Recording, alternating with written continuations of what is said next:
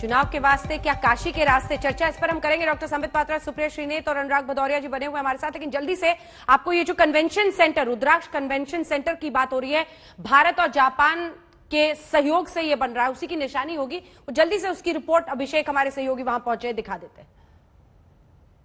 प्रधानमंत्री मोदी अपने लोकसभा क्षेत्र वाराणसी आने वाले हैं। 15 जुलाई को वो वाराणसी में 8 महीने के बाद आ रहे हैं और इस दिन वाराणसी के लोगों को बड़ी बड़ी सौगातें देंगे।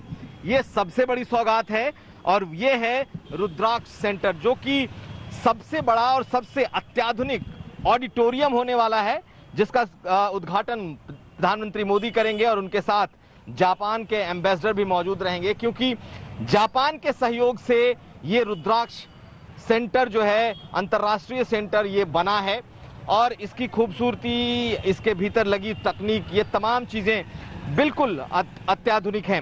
इसकी वजह बता दें कि जब शिंजो आबे 2015 में वाराणसी आए थे और प्रधानमंत्री मोदी ने जब उनके साथ गंगा की लहरों की सैर की थी, तभी इसकी रूपरेखा तय की गई थी और उसके बाद से ये बनाया गया। तकरीबन 13,000 वर्ग मीटर में फैला है।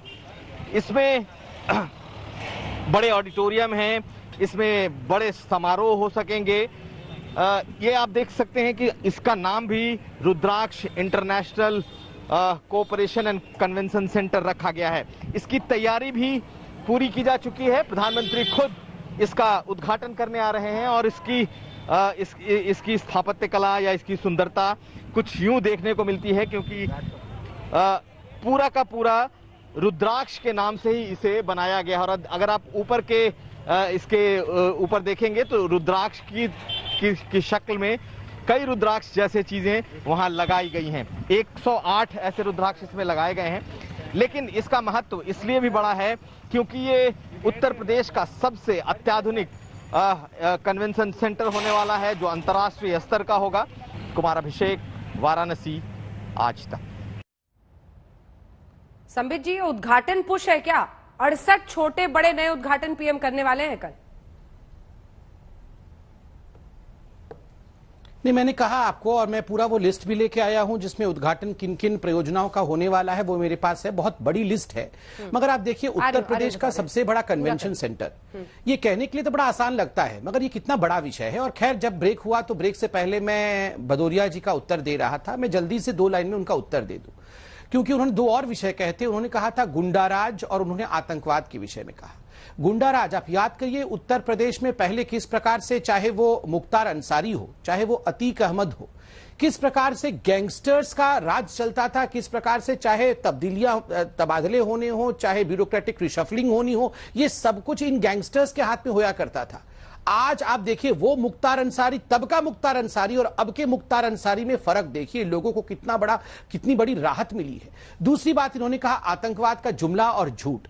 मुझे तो तकलीफ होती है अंजना जी, हमने 3 दिन पहले डिबेट किया था। 2 आतंकवादी पकड़े गए थे काकोरी में, और याद करिए इनके ऊपर जिस प्रकार का चार्ज लगा था वो बहुत ही चिंताजनक था।